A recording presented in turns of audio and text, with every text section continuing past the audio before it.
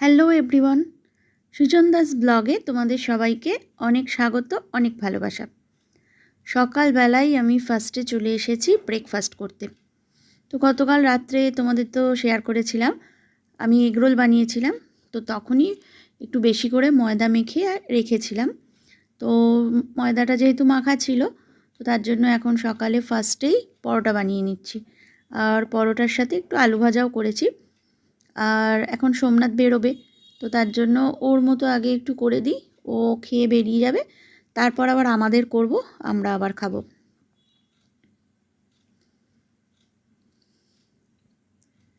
আর এই দেখো সোমনাথকে খেতে দিয়ে দিয়েছি, সোমনাথ খাচ্ছে, আর এদিকে আমি আবার আমার আর আমার ছেলের জন্য পরোটা বানিয়ে নিচ্ছি।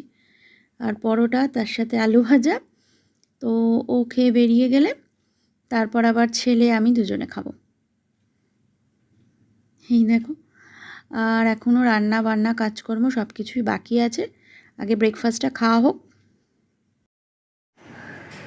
Hello everyone, good morning. তোমরা কেমন আছো? আশা করছি সবাই অনেক ভালো আছো, আর আমিও ভালো আছি। আজকে হলো মঙ্গলবার, আর এখন সময় হচ্ছে 10:05। তো সকালবেলা উঠে ব্রেকফাস্ট করে নিয়েছি, আর ঘরের কাজকর্ম টুকটাক কিছু কমপ্লিট হয়ে গেছে। এখন যাচ্ছি দোকান। আর এই দেখো, এই সোয়েটারটা বের করলাম, এটা ওই জ্যাকেট টাইপের একটা সোয়েটার। তো এই সোয়েটারটার মেন ব্যাপার হচ্ছে ভীষণ ঠান্ডা লাগছে, তো তার জন্য একটু মোটা ধরনের সোয়েটার বের করলাম। বের করে এখন দোকানে যাব, একটু টুকটাক কাজকর্ম আছে সেগুলো সেরে তারপর আবার বাড়িতে আসবো, এসে আবার বাকি কাজটা কমপ্লিট করব। তো চলো এখন থেকে ব্লগটা স্টার্ট করলাম, দেখতে থাকো, সঙ্গে থাকো।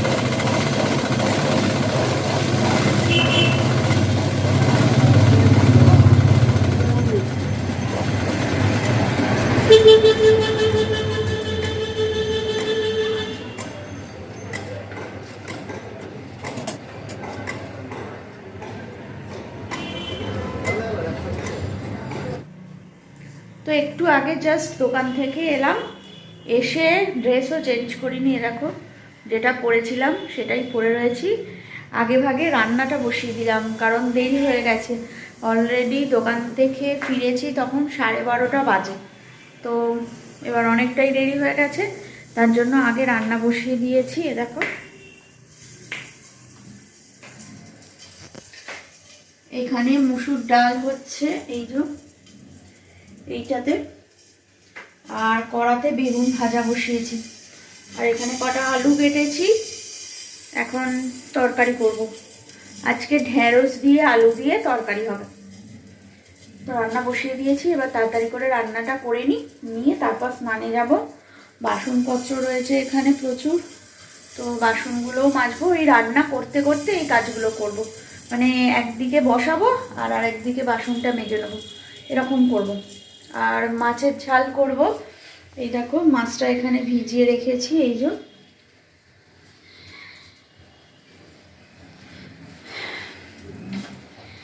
তো চলো এখন আগে রান্নাগুলো সেরে নিয়ে তারপর আবার আসছি। এখন ঢ্যাঁড়সটা ভেজে নিচ্ছি, ঢ্যাঁড়স আলু দিয়ে তরকারি করব। তো কি বলো তো, গরমকালে ঢ্যাঁড়সটা তো আমাদের বাড়িতে একদম নিত্য সঙ্গী। ছেলে ওর বাবা দুজনেই ঢ্যাঁড়স খেতে ভীষণ ভালোবাসে। তো তো ঢ্যাঁড়স ভাজা, নাহলে ঢ্যাঁড়সের ঝাল, ঢ্যাঁড়সের তরকারি, মানে ঢ্যাঁড়স ভাতে ঢ্যাঁড়সের যে কোনো আইটেম দুজনেই খেতে খুবই পছন্দ করে। আর ওরা যেহেতু খায় তাই আমাকেও খেতে হয়। আর তার জন্য আজকে দেখলাম ঢ্যাঁড়সটা অনেক দিন ধরেই নিয়ে এসেছিলো, তো আজকে ঢ্যাঁড়স দিয়ে আলু দিয়ে তরকারি করা হচ্ছে। এমনি জাস্ট পেঁয়াজ দিয়ে, পাঁচফোড়ন দিয়ে আর ঢ্যাঁড়স আলু এইসব দিয়ে ঢ্যাঁড়স আলুর তরকারিটা করি, বেশ ভালোই লাগে খেতে। আর এখানে দেখো ভালো করে সুন্দর করে কষে নিলাম, আর আলুগুলো লম্বা লম্বা করে কেটে নিয়েছি। আর এবার আলুতে সব রকম মশলা দিয়ে দিয়েছি, নুন, হলুদ, মিষ্টি। তো একদম প্লেন, জাস্ট কোনো সেইভাবে কিছু আদা রসুন বা কোনো কিছু মশলা দেয়া হয় না, জাস্ট পেঁয়াজ আর পাঁচফোড়ন দিয়ে এটা আমি রান্না করি, ভালোই লাগে খেতে। তো মশলা কষা হয়ে গেল, এবার জল দিয়ে দিলাম, দিয়ে এবার এটা একটু হবে, তারপর আবার একটু আলুগুলো সেদ্ধ হয়ে গেলে আবার ঢ্যাঁড়সটা দিয়ে দেবো।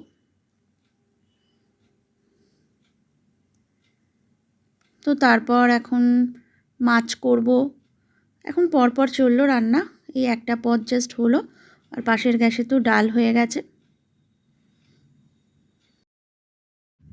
আর তরকারিটা হয়ে গেল, এখন মাছটা ভাজবো, মাছটা ভেজে ঝাল করব। আর পাশের গ্যাসে দেখো ডেচকিতে অল্প করে একটু ভাত বসিয়েছি, ওই জাস্ট একটা ফুট দিয়ে আর গ্যাসটা অফ করে রেখেছি, আবার পরে একটা ফুট দিয়ে ভাতটা করে নেব, তাহলে হয়ে যাবে।